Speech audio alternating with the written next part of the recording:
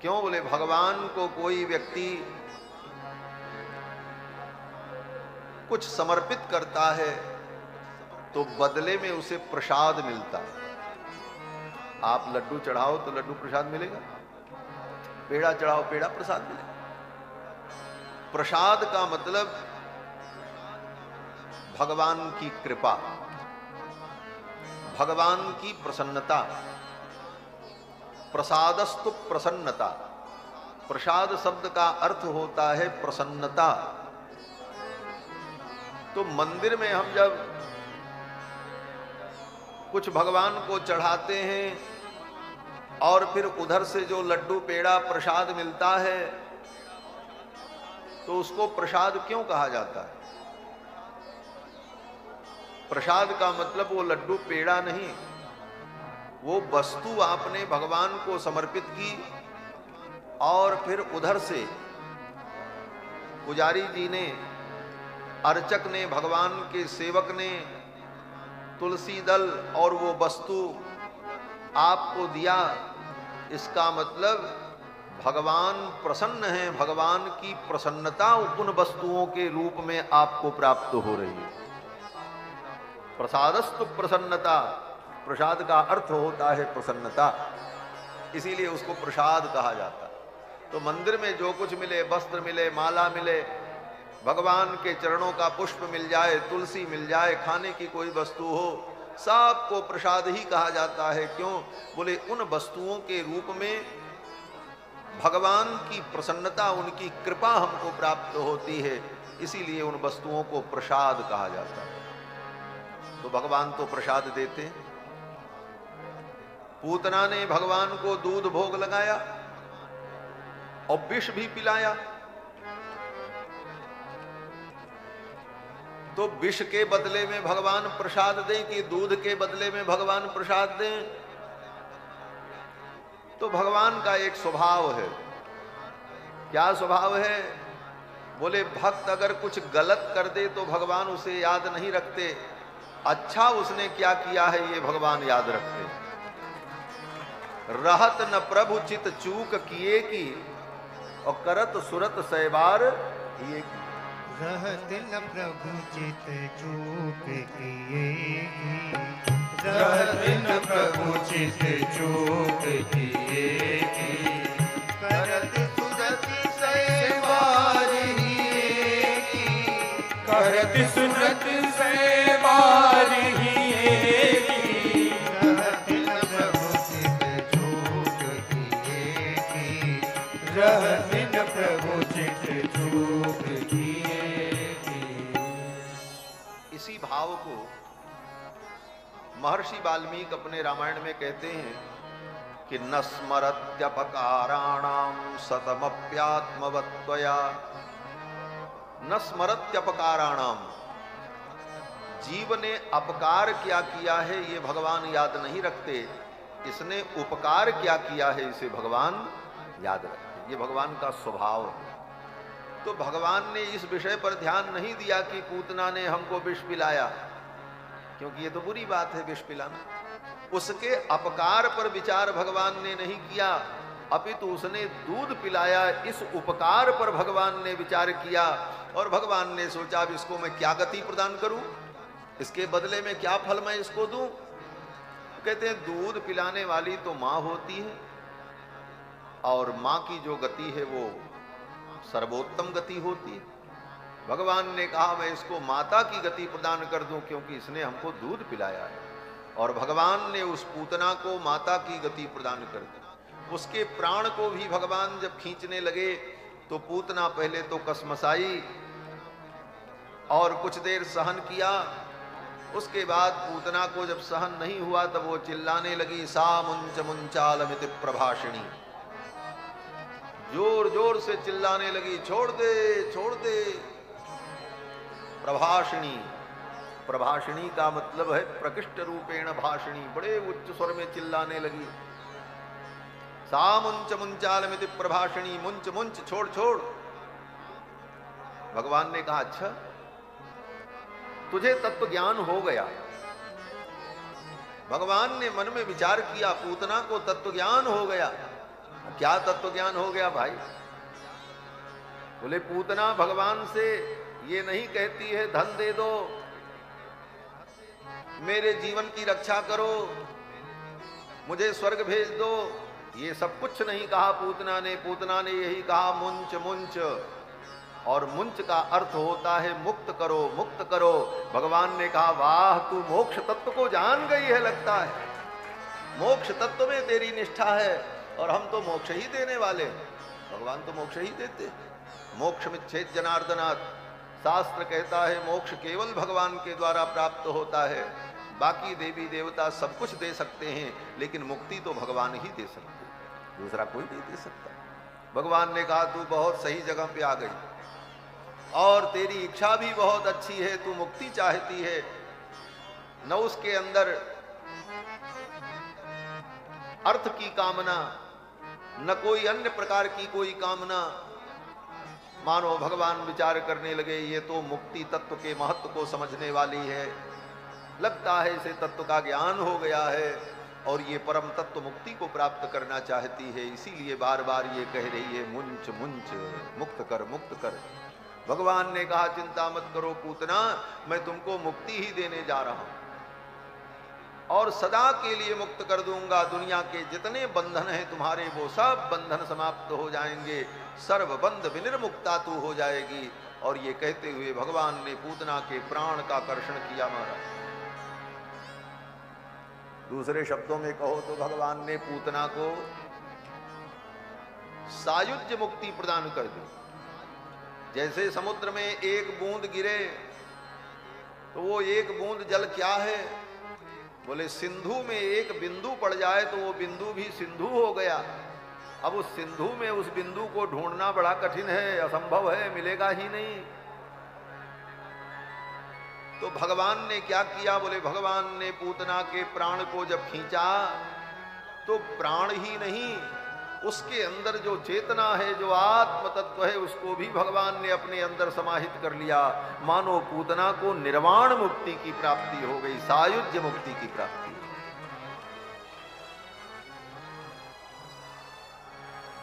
पूतना भगवान को लेकर के पहले भागने की कोशिश करने लगी। भगवान ने देखा ये हमको ले जाएगी मथुरा, और मथुरा जाकर के क्या करेंगे, फिर कौन हमको ले आएगा वहां से? बाबा जी लेकर के आए थे वसुदेव जी, अब कौन लेने जाएगा? फिर तो भगवान ने विचार किया यहीं पूतना का काम तमाम कर दें। पूतना भगवान को लेकर के जब उड़ी तो कभी इधर जाए कभी उधर जाए। भगवान ने कहा मामा जी ने बहुत बढ़िया हेलीकॉप्टर भेजा है, मामा जी ने बहुत बढ़िया हेलीकॉप्टर भेजा है, थोड़ा ब्रजमंडल का निरीक्षण कर लें। क्या निरीक्षण कर लें? बोले भगवान ने विचार किया थोड़ा हवाई सर्वेक्षण हो जाए, कहाँ कौन कौन सी लीला करनी है, कहाँ पर रास लीला करनी है, कहाँ पर काली अमर्दन लीला करनी है, कहाँ पर क्या करना है, पूरा लोकेशन जान लें। और महाराज पूतना भगवान को लेकर के ऊपर ऊपर जब उड़ने लगी, कभी इधर जाए कभी इधर जाए, और पूरे ब्रजमंडल की परिक्रमा लगाई। अंत में भगवान ने पूतना के संपूर्ण प्राण को जब खींच लिया तो पूतना निष्प्राण होकर के ऊपर से नीचे गिरी। जब नीचे गिरी तो पूतना के शरीर से टकराकर बहुत सारे वृक्ष जो थे वो चूर चूर हो गए। बड़ा विशाल शरीर था उसका। सुखदेव जी तो कहते हैं कि पतमानोपि तद्देह स्त्री गव्यूत्यंतरद्रुमान, 18 किलोमीटर के अंदर जितने पेड़ थे सब ध्वस्त हो गए। त्रिगव्यूत्यंतरद्रुमान, त्रिगव्यूति, गव्यूति माने होता है 2 कोस। 2 कोस को संस्कृत में गव्यूति कहते हैं, और त्रिगव्यूति माने 6 कोस, और 6 कोस का मतलब 1 कोस में 3 किलोमीटर होता है, तो 6 × 18, सीधा सीधा हिसाब। त्रिगव्यूत्यंतरद्रुमान चूर्णयामास राजेंद्र। हे राजन, 3 गव्यूति के अंदर जितने वृक्ष थे सब चूर चूर हो गए, और भयंकर ध्वनि हुई महाराज, जैसे कोई उल्कापात हो जाए। जैसे कोई, कल्पना करो किसी ग्रह का कोई टुकड़ा धरती पर आकर के गिरे बड़े वेग से, धड़ाम से, और कई किलोमीटर लंबा चौड़ा हो, कितनी भयंकर ध्वनि होगी। उसी प्रकार से पूतना जब गिरी तो महदासीत तदद्भुतम ईशा मात्रोग्र दष्टास्यम गिरिकंदर नासिकम। महाराज, पूतना जब गिरी तो उसकी नाक, उसका कान ऐसे पड़ी थी महाराज। अब नाक कान के जो छिद्र थे वो लग रहा था जैसे किसी पहाड़ के अंदर कंदरा बनी हो, गुफा बनी हो। गिरिकंदर नासिकम गंडस्तैलस्तनम रौद्रम प्रकीर्णारुण मूर्धजम। और उसके दोनों पयोधर पर्वत शिखर के समान और विशाल काया, काली काली भयंकर कज्जल काया पड़ी थी। और भगवान गोविंद उसकी छाती पर खेल रहे थे। गोप ग्वाल बाल गए, भगवान गोविंद को उठा करके ले आए, ला करके यशोदा रानी को दिया। यशोदा रानी ने अपने कन्हैया को स्नान कराया। यशोदा जी ने और रोहिणी ने, दोनों माताओं ने विचार किया, राक्षसी ने मेरे लाला को छू दिया है, अब इसे भूख नहीं लगेगी, दूध नहीं पिएगा, रोएगा, चलो कुछ झाड़ फूंक करते हैं। तो माताएं अपना जंतर मंतर करने लगीं। दोनों माताओं ने मिलकर के पहले तो कन्हैया को स्नान कराया। कैसे स्नान कराया? बोले गाय के मूत्र से स्नान कराया। गोमूत्रेण स्नापयित्वा पुनर्गोरजसार्भकम रक्षाम विधिधरे सम्यक गोपुच्छ भ्रमणादिभिः। मैया ने लाला को गोमूत्र से स्नान कराया, गाय के चरण की मिट्टी लेकर के पूरे शरीर में लगाई, फिर जमुना जल से स्नान कराया, और फिर गाय का गोबर लेकर मैया ने कन्हैया के एक एक अंग में गाय के गोबर का टीका लगाया। रक्षाम चक्रश्च सकृता द्वादशांगेषु नामभिः। रक्षाम चक्रुश्च सकृता, गाय के गोबर से कन्हैया के एक एक अंग में टीका लगाया, गाल पर, मत्थे पर, नाक पर, छाती पर, हाथ में, पैर में। गोमय मंडित भाल कपोलम, कृष्ण के भाल कपोल को गोमय से मंडित कर दिया यशोदा रानी ने। और फिर गाय की पूंछ घुमाई, गोपुच्छ भ्रमणादिभिः। और इस प्रकार भगवान का नाम लेकर के यशोदा रानी और रोहिणी कहती हैं, भगवान गोविंद मेरे बालक की रक्षा करें, भगवान हयग्रीव मेरे बालक की रक्षा करें। यज्ञोच्युतः कटितटम जठरम हयास्यः। भगवान हयग्रीव मेरे बालक के पेट की रक्षा करें। भगवान यज्ञ नारायण हमारे बालक के कटी की रक्षा करें। कृष्ण गर्भस्तुते बुद्धिम आत्मानं भगवान परः। भगवान कृष्ण गर्भ मेरे बालक के बुद्धि की रक्षा करें। भगवान परम तत्व परमात्मा जो हैं वो मेरे बालक के आत्मा की रक्षा करें। क्रीडंतम पातु गोविंद शयानम पातु माधवः। यशोदा रानी कहती है मेरा लाला जब क्रीड़ा करे तो भगवान गोविंद इसकी रक्षा करें, जब ये शयन करे तो भगवान माधव इसकी रक्षा करें।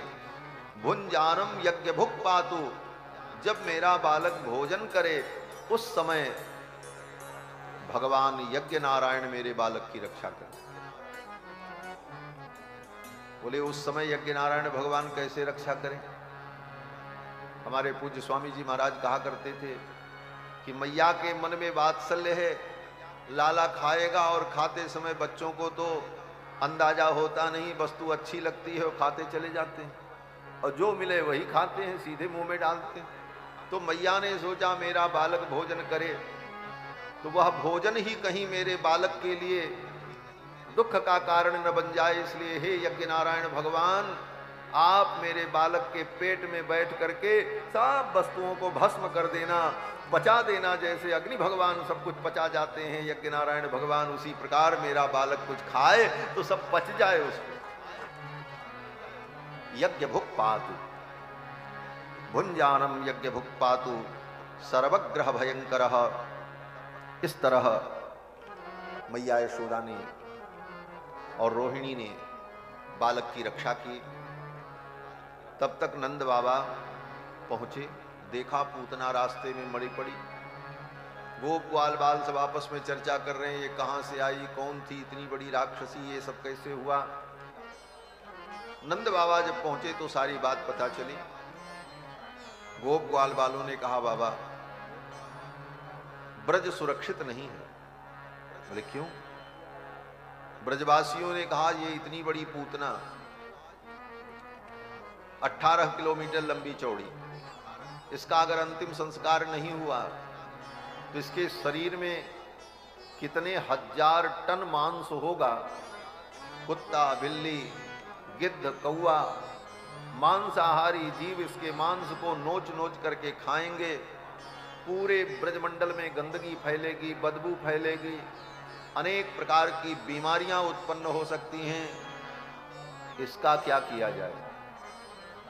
नंद बाबा ने कहा, एक काम करो, इसे उठा करके चिता पर रखना तो संभव नहीं है और जलाने के अलावा कोई बढ़िया उपाय नहीं है। हिंदू सनातन धर्म में दाह संस्कार ही सर्वोत्तम विधि है और मुख्य विधि है। यहां तक कि नास्तिक व्यक्ति भी दाह संस्कार की महत्ता को समझता है। नास्तिकों में सबसे बड़ा नास्तिक कौन? बोले नास्तिकों में सबसे बड़ा नास्तिक चारवाक, फिर दूसरे नंबर पर जैन और तीसरे नंबर पर बौद्ध। ये 3 नास्तिक दर्शन हैं भारत के।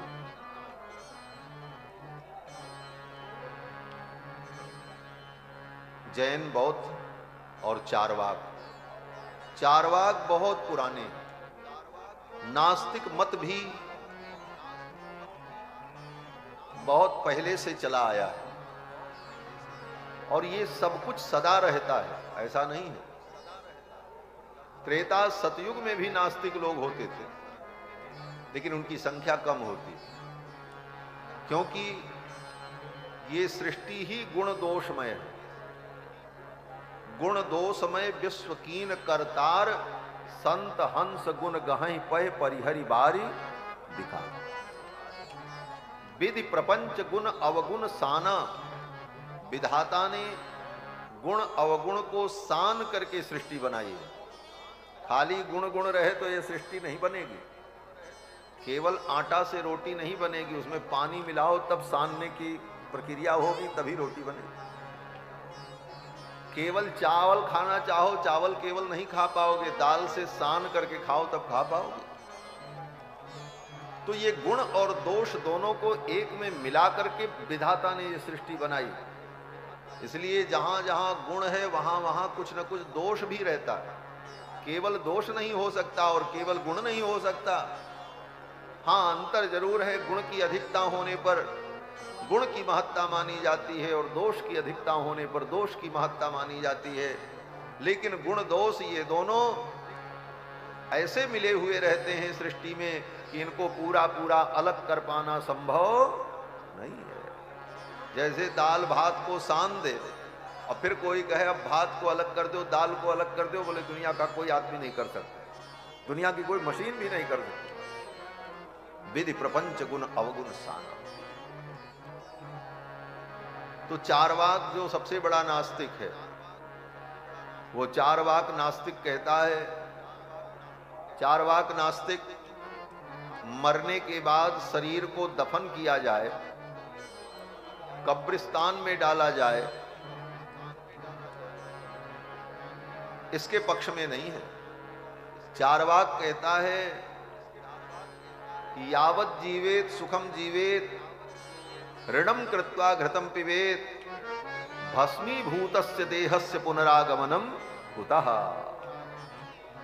हमारे गुरुजी ये बात कहते हैं। ये श्लोक हम लोग तो बचपन से सुन सुन के याद करते रहे, सब बातें याद रहती, लेकिन उसमें सूक्ष्म बात क्या है जब तक गुरुजन न बताएं तब तक पता नहीं चलता। एक दिन ऐसे ही बैठे बैठे गुरुजी कहने लगे, देखो चारवाक जैसा नास्तिक भी दाह संस्कार के पक्ष में है कि शरीर का दाह ही होना उत्तम है। भले वो नास्तिक है लेकिन इस बात को समझता है। इन पापियों और अधर्मियों से अच्छे हैं वो। किनसे? बोले जो मुर्दे को जमीन में गाड़ देते हैं, कब्रिस्तान बना करके भारत की जमीन को छेंकते चले जा रहे हैं। सोचो, जगह जगह कब्जा करते चले जा रहे हैं कब्रिस्तान के नाम पर और मुर्दे के नाम पर। लेकिन चारवाक कहता है जला देना चाहिए, यही उत्तम विधि। भस्मीभूतस्य देहस्य पुनरागमनम कुतः। तो नंद बाबा ने भी कहा भाई इसका तो दाह संस्कार होना चाहिए, लेकिन इसको उठा करके चिता पे कौन रखेगा? और उतना बड़ा बुलडोजर भी दुनिया में बना नहीं है कि जो उसको उठा सके। फिर तो नंद बाबा ने कहा एक काम करो, अपने अपने घर जाओ, कुल्हाड़ी फरसा लेकर के आओ और पूतना के शरीर को काट काट करके छोटे छोटे टुकड़े करो। फिर उन सारे टुकड़ों को बटोर करके चिता में रख दिया जाएगा और चिता जला दी जाएगी। गोप ग्वाल वालों ने कहा हाँ बाबा ये उपाय तो बहुत अच्छा है।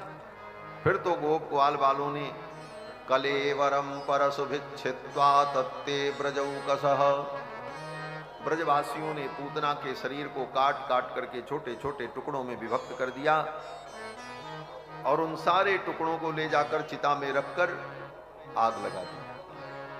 पूतना की चिता जलने लगी। पूतना की चिता जब जली तो पूतना की चिता से सुगंधी प्रकट हुई। सुखदेव जी कहते हैं हे राजन, दह्यमानस्य देहस्य धूमश्चागुरसौरभः, पूतना के शरीर के जलने पर जो धुआं निकला उस धुएं से पूरा ब्रजमंडल सुगंधित हो गया। उस धुएं की सुरभि से पूरा ब्रजमंडल महमा महमा महकने लगा। राजा परीक्षित मानो प्रश्न करते हैं, हे भगवन, पूतना तो पापिनी थी, उस पापिनी की चिता से ऐसी सुंदर सुगंधी कैसे प्रकट हुई?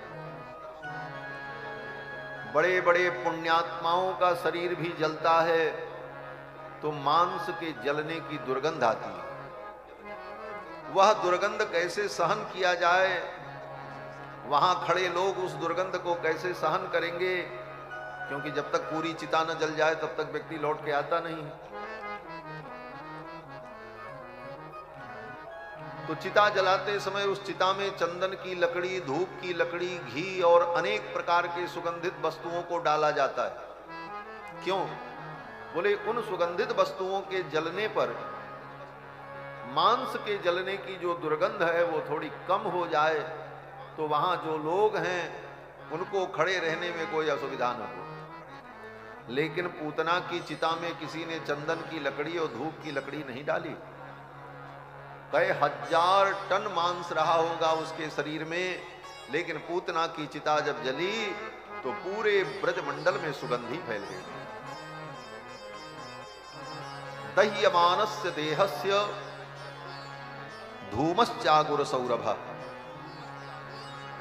सुखदेव जी कहते हैं राजन, भगवान गोविंद ने, कन्हैया कृष्ण ने पूतना के पयोधर का पान किया, इसलिए पूतना का शरीर भगवान गोविंद के मुख का स्पर्श होने से और पवित्र हो गया, दिव्य हो गया।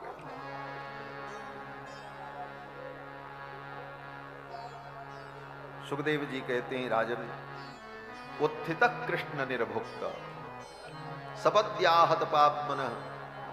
भगवान कृष्ण ने पूतना के पयोधर का पान किया, इसलिए पूतना के शरीर में दिव्य सुगंधी प्रकट हुई। और वो सुगंधी कैसी थी? केसर की थी कि कस्तूरी की थी कि अगर की थी कि तगर की थी? तो मुझे लगता है कि भगवान श्याम सुंदर ने जब अपने मुख से पूतना के पयोधर का पान किया तो छोटा बच्चा जो दूध पीता है, दूधमुहा बच्चा, उस बच्चे के मुख को कभी सूंघो तो दूध की महक आती है। दूध पीने वाले बच्चे के मुख से जो बास आती है वो दुग्ध की बास आती है। और कन्हैया ने अपने उस मुख को पूतना के पयोधर में लगाया तो दूध की जो सुगंध है वह सुगंध पूतना के पूरे शरीर में व्याप्त हो गई और ऐसी सुगंध फैली कि जिघाम सयापि हरे स्तनम दत्वाप सद्गतिम। आई थी भगवान को मारने के लिए, लेकिन भगवान ने पूतना को सद्गति प्रदान कर दिया। पूतना को भगवान ने वैकुंठ प्रदान किया। इस प्रकार भगवान ने पूतना का उद्धार किया है। सुखदेव जी कहते हैं, हे राजन, इस कथा को जो सुनता है वो भगवान गोविंद के चरणों की भक्ति को प्राप्त कर लेता है। ये इस कथा का फल है। इस कथा का यही फल बताया सुखदेव जी ने। और इस कथा का नाम क्या है? पूतना वध। कहते नहीं, सुखदेव जी कहते हैं इस चरित्र का नाम है पूतना मोक्ष। भगवान ने पूतना का वध नहीं किया, भगवान ने पूतना को मोक्ष प्रदान किया। और इसे जो सुनता है, या एतत् पूतना मोक्षम कृष्णस्यार्भकमद्भुतम् शृणुयात् श्रद्धया मर्त्यो गोविंदे लभते रतिम। जो व्यक्ति श्रद्धा पूर्वक इस चरित्र को सुनता है वो भगवान गोविंद के चरणों की भक्ति को प्राप्त करता है। पूतना का भगवान ने उद्धार कर दिया। इसके बाद कथा आती है, भगवान 3 महीने के हो गए। अगहन का महीना था, क्योंकि भादों में ठाकुर जी प्रकट हुए। भादों के बाद कुआर, कार्तिक, अगहन। अगहन का महीना जब आया, ठाकुर जी 3 महीने के हो गए। ठंडी का समय था। मैया ने सोचा आज लाला को कायदे से स्नान कराएं। आज लाला को विधि पूर्वक मैं स्नान कराऊं, कन्हैया का अभिषेक करूं और अनेक प्रकार की औषधि मिलाकर जल को उष्ण करके और सारी तैयारी की कन्हैया के अभिषेक के लिए। अपनी सखियों को बुलाया यशोदा रानी ने, मंत्र पढ़ने के लिए, वेद मंत्र पढ़ने के लिए ब्राह्मणों को बुलाया और विधि पूर्वक कन्हैया का अभिषेक किया। संयोग से उस दिन भगवान का जन्म नक्षत्र था, रोहिणी नक्षत्र, और जन्म नक्षत्र का दिन था। इसलिए मैया ने विधि पूर्वक कन्हैया को स्नान कराया। बादित्र गीत द्विज मंत्र वाचकैश्चकार सूनोरभिषेचनम सती नंदस्य पत्नी कृतमज्जनादिकं विप्रैः कृतस्वस्त्ययनं सुपूजितैः। ब्राह्मणों ने स्वस्ति वाचन किया और जो सखियां आई थी उन्होंने गीत गाए। जन्मर्क्ष योगे समवेत योषिताम।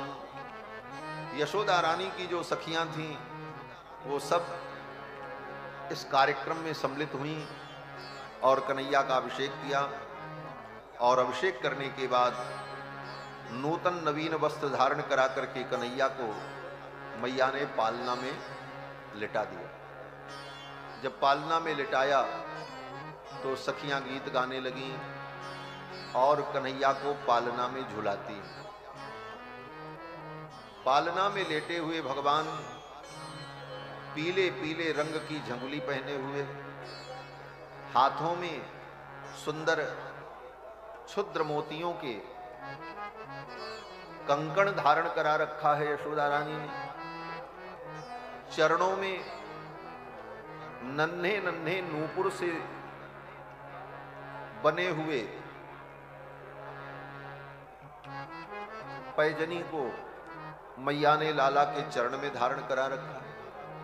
आंखों में काजल लगाया, मत्थे पर डिठौना लगाया, गले में सुंदर सूक्ष्म मोतियों की माला और ऐसा श्रृंगार करके यशोदा रानी ने लाला को पालने में लिटा दिया।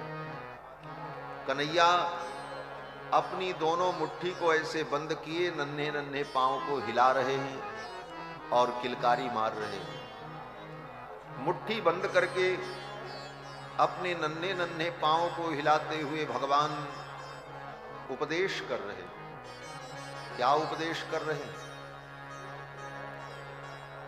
बोले 18 अध्याय गीता सुना करके संपूर्ण गीता का सार जो भगवान ने अर्जुन को बताया महाभारत युद्ध में, सब ज्ञान विज्ञान बताने के बाद अंत में उसका सार क्या है? भगवान ने कहा सर्वधर्मान परित्यज्य मामेकम शरणम ब्रज, सब कुछ छोड़कर मेरी शरण में चले आओ, क्योंकि मैं ही तुमको समस्त पापों से मुक्त करके संसार बंधन से मुक्त करूंगा। तो यह उपदेश भगवान पालना में लेटे लेटे अपनी लीला से दे रहे हैं। क्या उपदेश दे रहे हैं?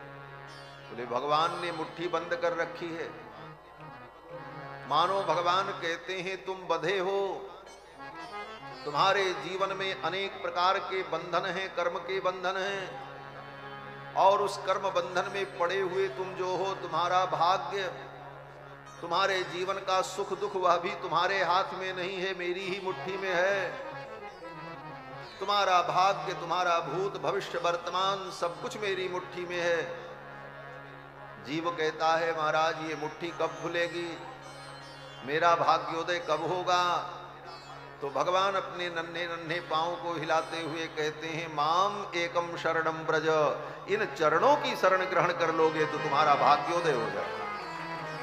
यही जीव का भाग्योदय है, भगवान के चरण में पहुंच जाना।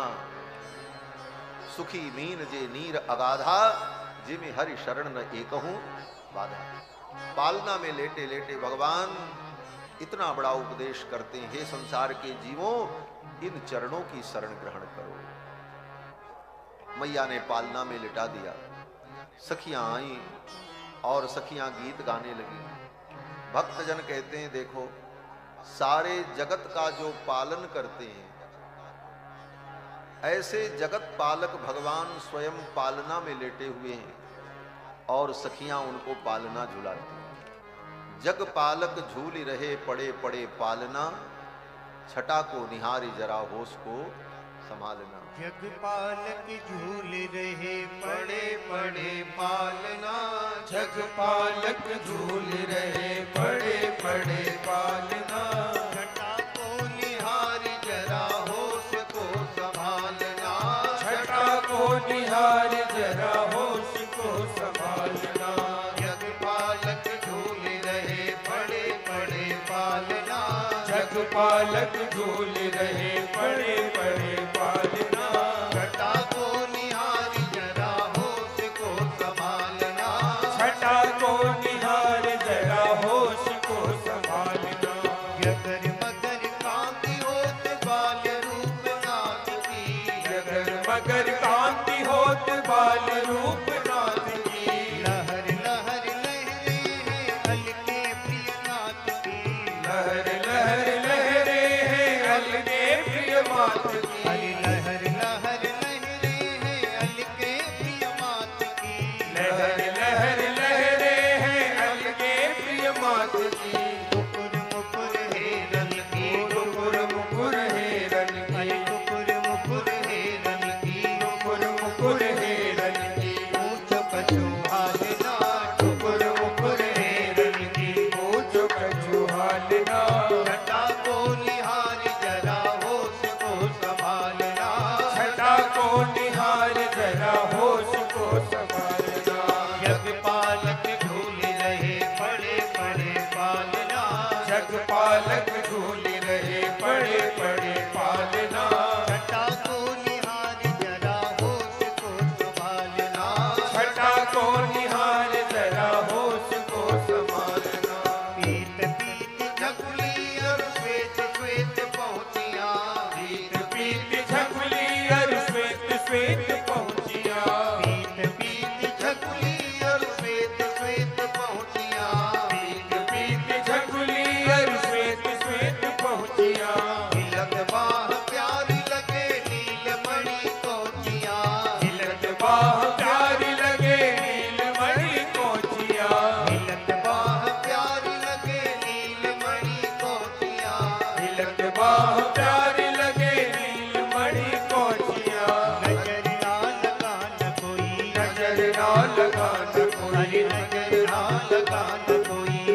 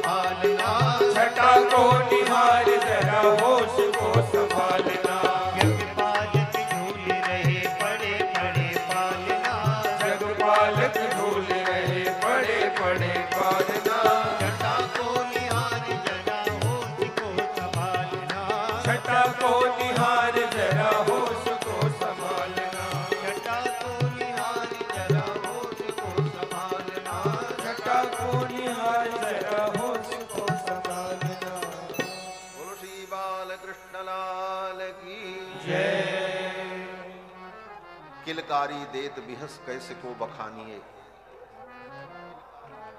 भक्त अनुभव करते हैं कि जब माताएं सखियां लाल जी के मुख के पास जाकर चुटकी बजाती हैं, कुछ कहती हैं, तो ठाकुर जी किलकारी मार करके हंसने लगते। किलकारी देत बिहस कैसे को बखानिए, बताना कवित्त सके चित्त बीच जानिए। दुनिया का कोई कवि वर्णन नहीं कर सकता। कवि के पास शब्द नहीं मिलेंगे, उसे तो चित्त में ही जाना जा सकता है। उस सुख का अनुभव भाव की दुनिया में उतरकर जिसने अनुभव किया वो जान सकता है, अथवा प्रत्यक्ष जिसने देखा हो उस घटना को हो वो अनुभव कर सकता है। बाकी वर्णन करना तो संभव नहीं। बताना कवित्त सके चित्त बीच जानिए। भगवान शंकर भी अयोध्या की गलियों में आए और राम जी की उस लीला को देखा तो भगवान शंकर यही कहते हैं, वह सुख संपत्ति समय समाजा, कहीं न सकत सारद अहि राजा। वही सुख संपत्ति समय समाजा, वह सुख संपत्ति समय समाजा, कहीं न सकहि सारद अहि राजा, कहीं न सकहि सारद अहि राजा, कहीं न सकहि सारद अहि राजा। कवि की क्या बात है। जिस सरस्वती की कृपा से लोग कवि बनते हैं वो शारदा सरस्वती भी वर्णन नहीं कर सकती। कहीं न सकई सारद अहि राजा। सर्पराज शेष अपने 1000 मुख से वर्णन करें तो नहीं कर सकते। बोले तब, बोले जो देख ले अथवा भाव में डूबकर जिसे अनुभव हो वही जान सकता। अनुभव गम्य भजहि जेहि संता, ये अनुभव का विषय है। और कथाओं के माध्यम से सुनकर उस झांकी का हमें अनुभव हो, वह चित्र हमारी आंखों के सामने आ जाए। कथा इसीलिए सुनी जाती है। उन कथाओं को सुनकर वह दृश्य, वो भाव हमारी कल्पना में, हमारे मस्तिष्क में तरंगायित होने लग जाए, इसलिए कथा सुनी जाती है। कथा केवल कहानी मात्र नहीं है, इसे सुनते समय वो भाव सृजित हो। आंख बंद करके जब हम सोचें तो वो सब कुछ दिखने लग जाए। ऐसा पालना होगा, लाल जी ऐसे लेटे होंगे, बगल में इधर यशोदा खड़ी रही होंगी, इधर रोहिणी होंगी, सखियां होंगी, ठाकुर जी का ये स्वरूप होगा। वह पूरी भावना हमारे हृदय में तरंगायित। यही कथा है। कथा उस दृश्य को हमारी बुद्धि में प्रतिष्ठित कर देती है और भाव के सागर में हमको डुबो देती है। भक्त कहते हैं कि बताना कवित्त सके चित्त बीच जानिए। मोहिनी सी डारी रहो दशरथ, मोहिनी सी डारी रहो जसुदा को लालना, छटा को निहारी जरा होश को संभाल। उसी समय कंस का भेजा हुआ एक असुर आया, उसका नाम सकटासुर। बगल में एक पुरानी बैलगाड़ी खड़ी थी, उसी बैलगाड़ी में वो असुर घुस गया और उसने सोचा इस बैलगाड़ी को इस पालना पर धकेल दें। बैलगाड़ी गिरेगी तो पालना में लेटा बालक मर जाएगा। उसने जोर से धक्का दिया, बैलगाड़ी बड़े वेग से पालना की ओर बढ़ी। भगवान पालना में लेटे थे। भगवान ने अपने चरण को निकाला और तीव्र गति से आती हुई उस बैलगाड़ी को अपने पैर से ठोकर मारी, चरण प्रहार किया। रुदतानेन पादेन क्षिप्तमेतन्न संशयः। भगवान गोविंद ने अपने नन्हे नन्हे चरण से उस बैलगाड़ी को ऐसे ठोकर मारी, बैलगाड़ी दूर जाकर के गिरी धड़ाम से। बैलगाड़ी के तो परकच्चे उड़ गए और उसके अंदर जो असुर था सकटासुर वो मर गया उसे वैकुंठ की प्राप्ति हो गई। भगवान ने उसको वैकुंठ दे दिया।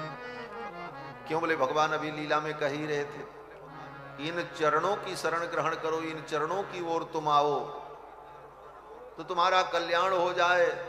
वो सकटासुर उन चरणों की ओर ही आगे बढ़ा और भगवान ने कहा, इन चरणों की ओर तुम आ रहे हो, तब ये चरण ही तुम्हारा उद्धार करेंगे।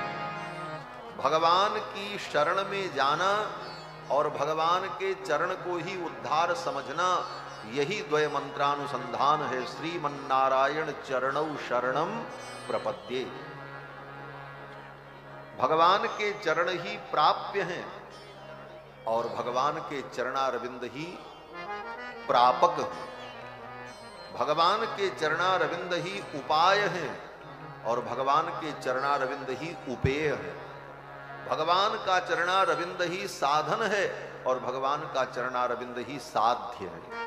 साधन, साध्य, उपाय, उपेय, प्राप्य, प्रापक परमात्मा के चरणारविंद है। यही सिद्धांत वेद वेदांत का सर्वोपरि सिद्धांत है। इति वेद विदाम मतम। बड़े बड़े वेद विदों का यही मत है और यही सिद्धांत है। और इसी सिद्धांत को भगवत्पाद श्री रामानुजाचार्य जी ने सारे जगत को बताया। भगवान को प्राप्त करने के लिए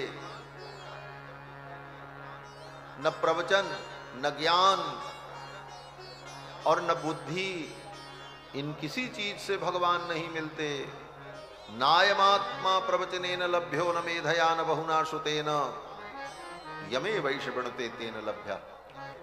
उन परमात्मा के चरणों का तुम वर्ण कर लो, उनका वर्ण कर लो, फिर तो वो भगवान स्वयं अपनी प्राप्ति कराते हैं। सोई जानई जेहि देहु जनाई। सोई जानई जेहि देहु जनाई। सोई जानई जेहि देहु जनाई। जानत तुम्हारी तुम्हारी होई जाई। जानत तुम्हारी तुम्हारी होई जाई। तुम जानई जेहि देहु जनाई। सोई जानई जेहि देहु जनाई। जिसको भगवान अपनी प्राप्ति कराएं वही उनकी प्राप्ति कर सकता है। उनकी शरण में आए। और ये संभव कैसे होगा? बोले तुम्हारी कला से नहीं होगा, तुम्हारे कर्म से नहीं होगा, भगवान की कृपा से होगा। जीव अपने कर्म और अपनी कला पर भरोसा करता। हम बड़े चतुर हैं, हम बड़े कलाकार हैं, हम बड़े कर्मनिष्ठ हैं, हम अपने कर्मों से, अपने उद्योग से हम ये प्राप्त कर लेंगे। कहते हैं ये जीव के कर्म कलाप और जीव के उद्योग से संभव नहीं है, ये तो भगवान की कृपा से संभव है। इसीलिए आगे कहते हैं, तुम्हारी कृपा तुम ही रघुनंदन, जान ही भगत भगत उर चंदन। तुम्हारी कृपा तुम ही रघुनंदन। तुम्हारी कृपा तुम ही रघुनंदन। जानिए भगत भगत उर चंदन। जानिए भगत भगत और चंदन। तुम्हारी कृपा तुम ही रघुनंदन। तुम्हारी कृपा तुम ही रघुनंदन। भगवान के चरणों की ओर वो सकटासुर आया और भगवान ने अपने चरणों से उसका उद्धार कर दिया और सकटासुर को भी भगवान ने वैकुंठ प्रदान कर दिया। इसके बाद कथा आती है कि एक दिन मैया अपने लाला को गोद में लेकर के दूध पिला रही थी। एकदारोहमारूढ़ं लालयन्ती सुतं सती गरिमाणं शिशोर्वोढुं न सेहे गिरिकूटवत्। कन्हैया कृष्ण को गोद में लेकर यशोदा रानी लाड कर रही थी, दुलार कर रही थी, दूध पिला रही थी। उसी समय कंस का भेजा हुआ तृणावर्त नाम का एक दैत्य आया। कंस जिसको जिसको भेजता है वो लौट करके सब मथुरा नहीं जाते। क्यों? बोले भगवान के पास जो चला जाए फिर वो लौट के संसार में थोड़ी आए। कंस ने जिसको जिसको भेजा सबको ठाकुर जी ने बैकुंठ भेज दिया। उधर से आए, इधर से बैकुंठ, दूसरा कोई रास्ता नहीं। क्यों? बोले भगवान के चरणारविंद ऐसी कंदरा है जहां जाने का रास्ता तो है लेकिन निकलने का रास्ता नहीं। भागवत में कथा आती है, दक्ष प्रजापति ने 10,000 हर्यस्व संज्ञक पुत्रों को उत्पन्न किया। नारद जी पहुंच गए और नारद जी ने उनको ऐसा प्रवचन सुनाया कि वो 10,000 पुत्र उनके जो थे सब महात्मा बन गए। इस साधु महात्माओं का प्रवचन भी बड़ा खतरनाक होता है।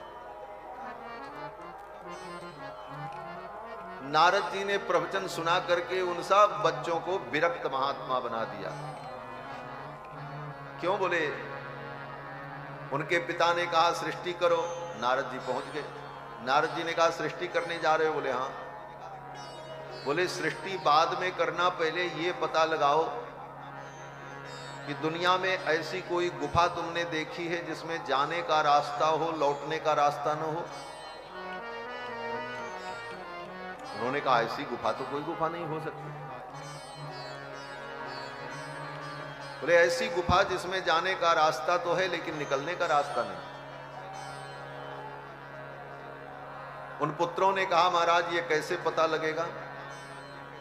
नारद जी ने कहा चलो हम बताते हैं। नारद जी ले गए, सबको उपदेश देकर के तपस्या में लगा दिया और तपस्या करके भगवान की भक्ति करके उनको पता चला कि भगवान का चरणारविंद ही वो गुफा है जहां जाने के बाद जीव को लौट करके नहीं आना।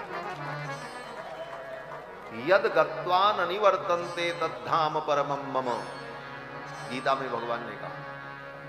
उपनिषद में भी कहते हैं वेद भगवान कि यस्तु विज्ञानवान भवति सौमनस्कः सदा शुचिः सचतत् पद्मवाप्नोति यस्मात् भूयो न जायते।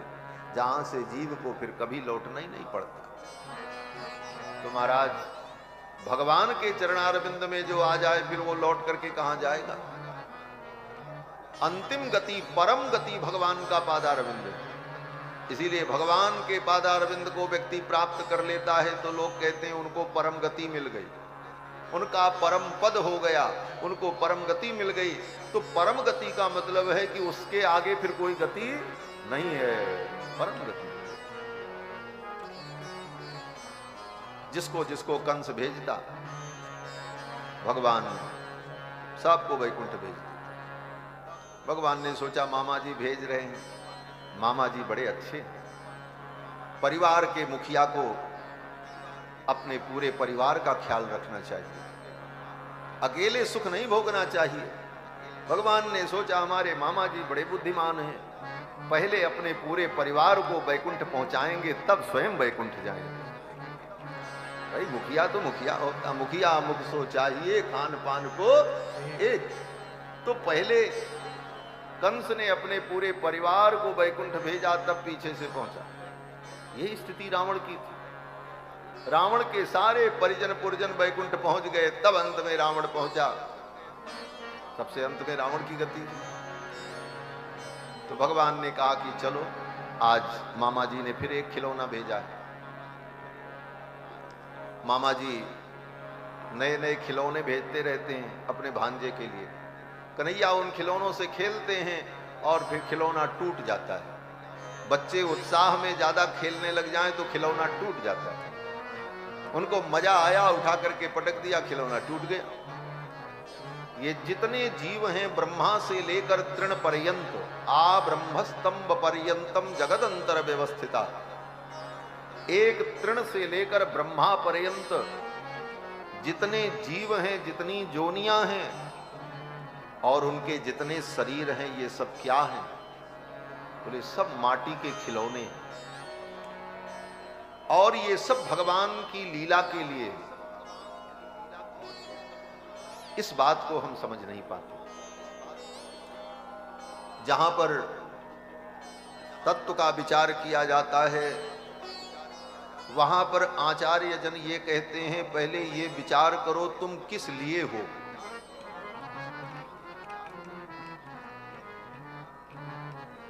तुम किस लिए हो?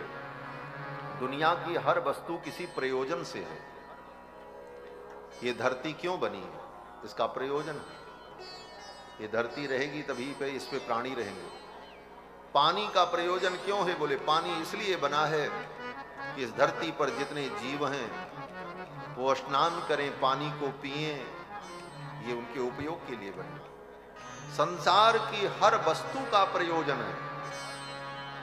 जब हर वस्तु का प्रयोजन है तो हमारा भी तो कोई प्रयोजन होगा। हम क्यों? और जिसका प्रयोजन होता है वो वस्तु अपने लिए नहीं होती। जिस प्रयोजन के लिए होती है उसके लिए होती है। पेड़ अपने लिए नहीं होता है।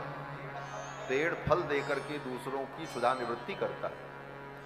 पानी स्वयं पानी नहीं पीता, पानी दूसरों की प्यास बुझाने के लिए, क्योंकि पानी का वही प्रयोजन है। विद्वानों ने कहा कि पेड़ कबहु नहीं फल भखे, नदी न संचे नीत। तो ये संसार की सारी वस्तुएं किसी न किसी प्रयोजन से बनी है। तो हमारी आपकी उत्पत्ति इस धरती पर क्यों हुई? इसका प्रयोजन क्या है? ये विचार नहीं, यहां से विचार शुरू होना चाहिए। प्रयोजन क्या है? हम किसके लिए बने? हम इन लोगों के लिए बने जिसके लिए रो रहे हैं, धो रहे हैं, ये हमारे, ये हमारे, ये हमारे। जीव का एकमात्र प्रयोजन है वो भगवान के लिए है और किसी के लिए नहीं। ये जीव का प्रयोजन। इस प्रयोजन को जब तक जीवात्मा समझ न ले तब तक उसके अंदर सच्ची भक्ति और सच्ची शरणागति नहीं आ पाती। तब तक वो केवल धर्म को, भक्ति को अपने स्वार्थ की पूर्ति और अपने अज्ञान से उत्पन्न होने वाले इच्छाओं की पूर्ति का साधन मान करके ही घंटी बजाता रहता है। वस्तुतः जीव का प्रयोजन भगवान के लिए। हम भगवान के लिए ही, और हमारे जीवन का कोई दूसरा प्रयोजन नहीं। इस बात को हम जान लें। और प्रयोजन क्या है? बोले प्रयोजन है लीला।